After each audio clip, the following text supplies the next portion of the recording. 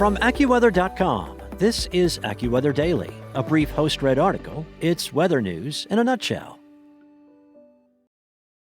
The Atlantic hurricane season is approaching, and early indications have forecasters worried that it will have similarities to last year's season, which was one of the most devastating and costliest on record.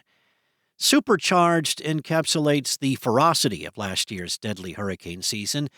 Beryl entered the record books as the earliest Category 5 on record. Helene pummeled the southeast with biblical rain and flooding, and Milton tore across Florida with deadly flooding and dozens of tornadoes.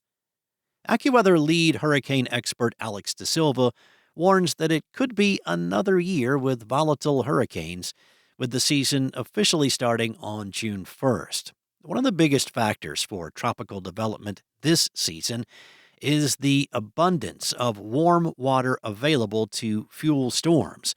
Water temperatures across the ocean, as well as in the Gulf and Caribbean, are already well above historical averages, and they will continue to run warm throughout most of the year. This will prime storms for explosive development. De Silva said that a rapid intensification of storms will likely be a major story yet again this year, as sea surface temperatures and ocean heat content, referred to here on out as OHC, but the ocean heat content across most of the basin are forecast to be well above average. The OHC measures not only the temperature of the water, but also how deep the warm water extends. A deep pool of warm water provides much more fuel for hurricanes than a shallow layer of warmth near the ocean surface. One of the most devastating trends in recent years has been hurricanes tapping into unusually warm water and quickly strengthening shortly before making landfall. During the 2022 season, Ian rapidly intensified from a 120-mile-per-hour Category 3 to a 160-mile-per-hour Category 5 as it approached Florida, causing storm surge to become catastrophic in coastal communities with water levels cresting higher than single-story buildings. Water temperatures near the equator of the eastern Pacific Ocean will also be important, as this is the area that can spawn La Niña and El Niño. Although these phenomenons take place in the Pacific, they have far-reaching effects that can boost or suppress tropical activity across the Atlantic. Neither is expected to be present during the first half of the season, but that could change by September, October, or November. De Silva said that a trend toward a La Niña could yield an active end to the season, while a trend toward El Niño could lead to an earlier end to the season. So, how many hurricanes and tropical storms are predicted for the upcoming season?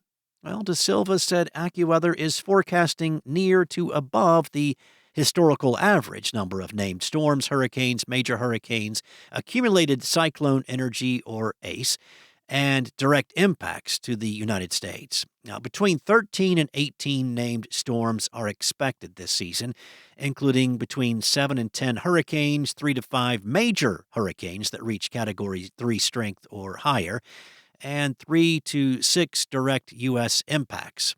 De Silva added that there is a 20% chance of more than 18 named storms this year. Meteorologists gauge an entire season by analyzing accumulated cyclone energy, or ACE. Now, this measures the combined intensity of every tropical system throughout the season, with weak, short-lived storms producing little ACE, while powerful, long-lived hurricanes generating a higher amount.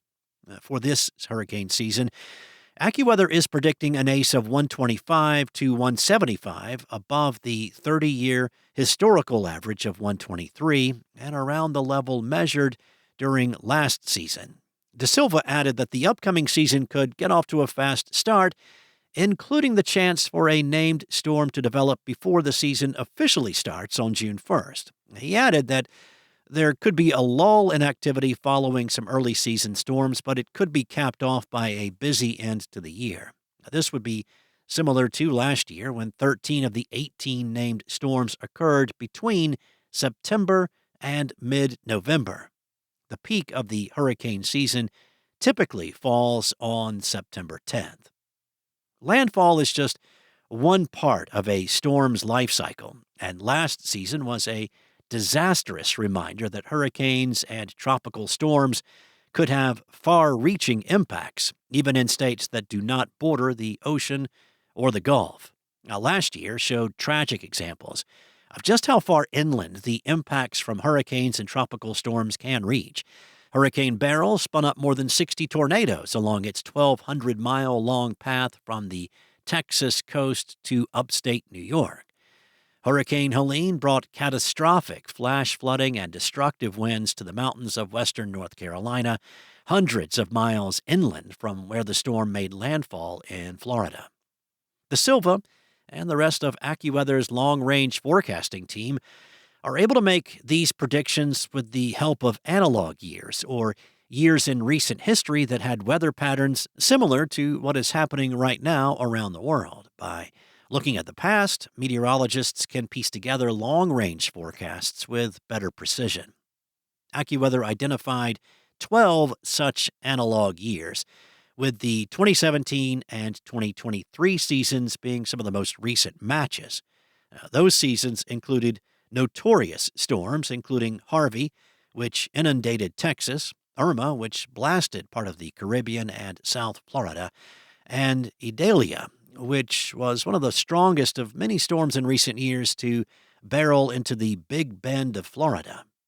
Several other players could impact the upcoming hurricane season, one of them being the Bermuda Azores High that is usually parked over the central Atlantic.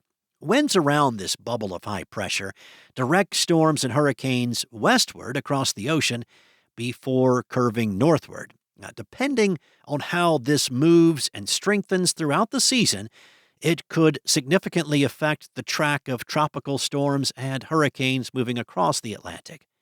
Another area to watch is not far off the west coast of Africa. Now, last year, water in this region was cooler than the historical average for a time, resulting in a phenomenon called Atlantic Niña. Now, this contributed to a lull in tropical activity throughout August and into the start of September. Weather conditions across Africa may also breed more clusters of showers and thunderstorms that move into the Atlantic, known as tropical waves. An increase in these tropical waves can result in an uptick in tropical storms and hurricanes. Conversely, massive clouds of dry, dusty air carried by the wind from Africa across the Atlantic can periodically limit tropical activity, as the moisture-starved air makes it more challenging for storms to develop and strengthen. The Atlantic hurricane season officially starts on June 1st and runs through November 30th. That's all for now. You can find more stories and regional forecasts at AccuWeather.com, and for your local forecast at your fingertips, download the AccuWeather app. Enjoy the rest of your day, and I'll be back tomorrow with more from AccuWeather.